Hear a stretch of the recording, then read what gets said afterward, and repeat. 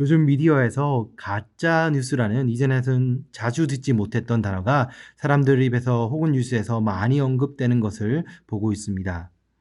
이전과 다르게 저희가 살고 있는 미국과 모국인 한국 사회 모두가 양극단으로 갈라지다 보니 자신과 생각과 견해가 다른 사람들에게 모함을 하기 위해 사람들이 그럴싸한 증거나 또 증거들을 조작함으로 있지 않은 사실을 바탕으로 이야기를 만들어내는 경우가 많이 있다고 합니다.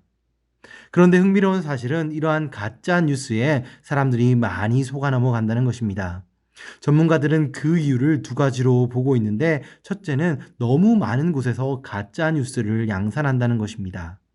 특히 유튜브 같은 온라인 매체는 한번 그와 같은 뉴스를 보게 되면 그 다음에도 그와 비슷한 뉴스를 찾아내서 보여주는데, 사람들이 처음으로 그 가짜 뉴스를 접할 때는 나름의 논리와 근거로 그 뉴스가 진리가 아님을, 사실이 아님을 찾아내지만 두 번, 세 번 같은 뉴스를 반복해서 접하면 그럴 수도 있겠구나 생각을 하고 결국에는 그 뉴스를 진실을 대체해서 착각하게 된다는 것입니다. 두 번째 이유는 그 가짜 뉴스가 그 기존에 그 사람이 믿고 싶어 하는 사실이었으면 하는 내용을 그 사람이 들을 때 그 뉴스를 논리적으로 사실관계를 따지기 못하는, 그 사람이 듣고 싶어 하는 것을 들었기에 그것을 진리라고 믿고 싶어 하고 또 믿어버린 경향이 있기에 사람들이 가짜 뉴스를 듣고 진실이라고 착각하고 믿기 시작한다는 것입니다. 오늘 본문 후반부에 나오는 음녀의 유혹도 이러한 성질을 가지고 있습니다. 지난주에 묵상한 7장 말씀에서 살펴보았듯이 이 음녀의 유혹은 청년들을 적극적으로 유혹하고 그 유혹은 삶 가운데 반복적으로 나타난다고 말씀하셨습니다. 지혜의 모습을 흉내내어 마치 그 길이 그에게 참된 즐거움을 허락하는 것처럼 교모한 목소리로 어리석은 자들을, 또 청년들을 꿰기 시작한다는 것입니다. 오늘 본문 말씀 17절 말씀에도 비슷한 맥락으로 이 음녀의 유혹에 대해 말하고 있습니다. 도둑질한 물과 떡이 달다고 말하며 자신의 길과 꼬임이 그 사람의 인생에 지혜의 말씀처럼 참된 즐거움을 줄 수 있다고 거짓말하며 그를 유혹하고 있는 것입니다. 오늘날 우리의 성도의 삶 속에서도 이러한 음료와 같은 유혹이 존재하는데요. 오늘 말씀은 이 유혹이 지혜를 흉내내며 그 끝의 종착점, 즉 스골, 즉 파멸의 죽음에 이르게 하는 유혹의 본질을 숨긴 채 지혜의 말씀이 주는 참된 즐거움과 만족으로 이끄는 듯한 그럴싸한 모습으로 그들에게 보여주며 유혹하고 있다고 말씀하고 있습니다. 그리고 우리를 파멸로 이끄는 이 유혹은 오늘 본문에서도 다시 한번 아주 적극적으로 우리에게 다가온다고 말씀하고 있는 것입니다. 3절 14절 말씀에 따르면 이 유혹은 공개적으로 행인들을 부르며 자신들의 줄 수 있는 즐거움이 영원하고 참된 것처럼 교묘하게 거짓말로 유혹하고 있는 모습을 보여주고 있습니다. 그리고 이러한 유혹은 하나님의 진리의 말씀과 하나님의 지혜의 참됨을 인정하지 않고 싶어하는, 내 속에서 스스로 참된 즐거움과 행복을 찾을 수 있다고 생각하는, 또 내 인생을 스스로 행복하게 만들 수 있다는 그러한 교만함, 거만함을 자극하여서 우리로 하여금 하나님의 지혜의 말씀을 따르는 대신 내가 듣고 싶어 하는 것, 내 숨겨진 거만함의 본성을 만족시키는 그러한 목소리를 들으며 유혹 속에 빠지게 만드는 것입니다. 그렇다면 이러한 유혹에 벗어나 하나님의 참된 즐거움에 이르는 사람은 어떤 사람일까요? 오늘 말씀은 하나님의 징계함과 책망함에 다르게 반응하는 두 사람에 대해 설명하며 그 답을 우리에게 주고 있습니다. 본문이 설명하고 있는 첫 번째 사람은 거만한 자를 말하고 있는데, 그를 징계하는 자는 그 징계하는 일을 능욕하며 책망하는 자를 미워한다고 7절에서 8절 말씀은 우리에게 말하고 있습니다. 그리고 이 사람의 끝은 홀로 해를 당한다고 분명하게 오늘 본문 말씀은 말하고 있습니다. 하지만 그와 다르게 오늘 본문 말씀이 설명하고 있는 두 번째 사람은 지혜로운 자인데, 지혜로운 자는, 하나님의 지혜를 가진 사람은 거만하고 교만한 자와 달리 누가 그를 징계하면 그 징계를 받고 그 징계한 자를 더욱더 사랑하며, 책망을 한다면 책망하는 자에게 교훈을 얻어 돈이 더하여지고, 누가 학식을 가르치면 그 학식이 더하여질 것이라는 결과를 오늘 본문 말씀은 말하고 있습니다.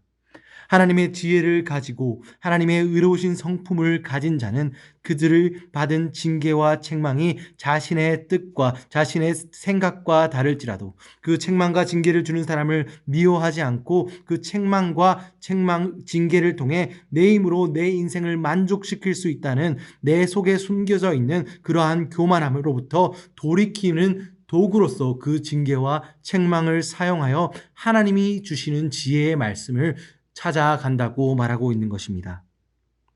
하지만 이렇듯 내 욕망과 내가 원하는 일들을 지혜의 말씀을 듣고 책망과 교훈의 말씀을 듣고 돌이켜 벗어나는 일은 쉬운 일이 아닙니다.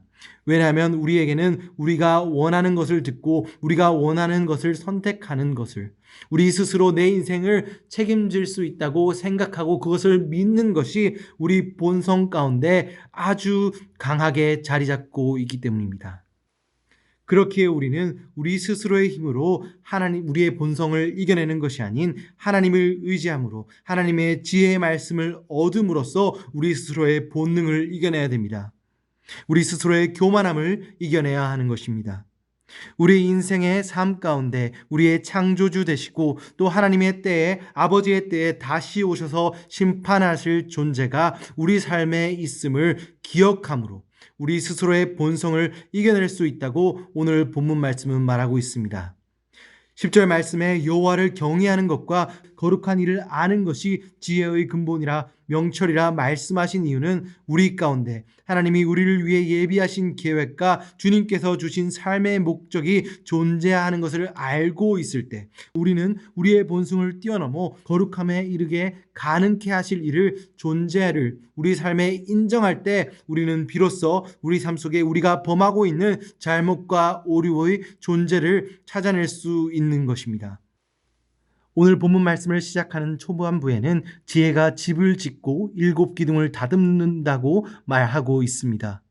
이것은 하나님께서 그의 지혜를 얻을 자들, 하나님을 아는 자들을 위해 하나님의 나라를 예비하고 계시고 또 잡은 짐승과 포도주를 준비하고 있다고 말씀하시는 것은 하나님의 지혜를 아직 갖지 못하신 자를, 하나님의 지혜를 완전하게 발견하지 못한 자를, 아직도 그들의 어리석음과 교만함에 거하고 있는 자들을 그 길에서 벗어나 하나님의 생명의 길과 명철의 길로 나아올 것을 호소하고 있는 것입니다.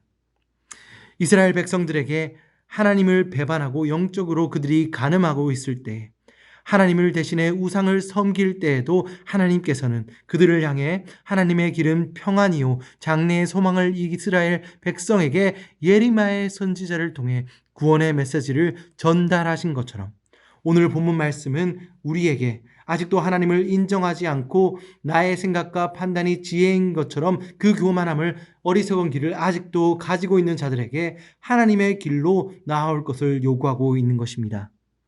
하나님을 인정하고 경외할 수 있는 것은 우리의 것을 내려놓을 때 이룰 수 있는 것입니다. 내가 원하는 것을 내 마음대로 행동하는 자유와 어떤 방법을 쓰더라도 성과만 내면 된다고 생각하는 효율성을 덕목처럼 강조하는 이 시대의 문화와 나의 생각과 판단이 가장 옳은 것이라고 생각하는 우리의 본성을 이겨내고 더 나아가 하나님의 길을 따르는 길은 어렵지만 우리가 만일 예수 그리스도의 은혜를 경험한다면 그 길을 벗어나 하나님의 지혜의 길로 따라갈 수 있음을 우리는 기억해야 합니다. 자신의 모든 자랑과 판단 그리고 세상의 칭찬을 배설물로 여긴 사도 바울의 말씀과 그의 인생을 기억하며 아직 어리석고 교만한 우리를 부르시고 있는 예수 그리스도의 은혜의 부르심에 응답하여 하나님이 예비하신 우리 삶 속의 그 계획과 목적을 살아낼 수 있는, 우리 삶 속에서 그것을 경험할 수 있는 모든 성도님들이 되시길 주님의 이름으로 축원드립니다.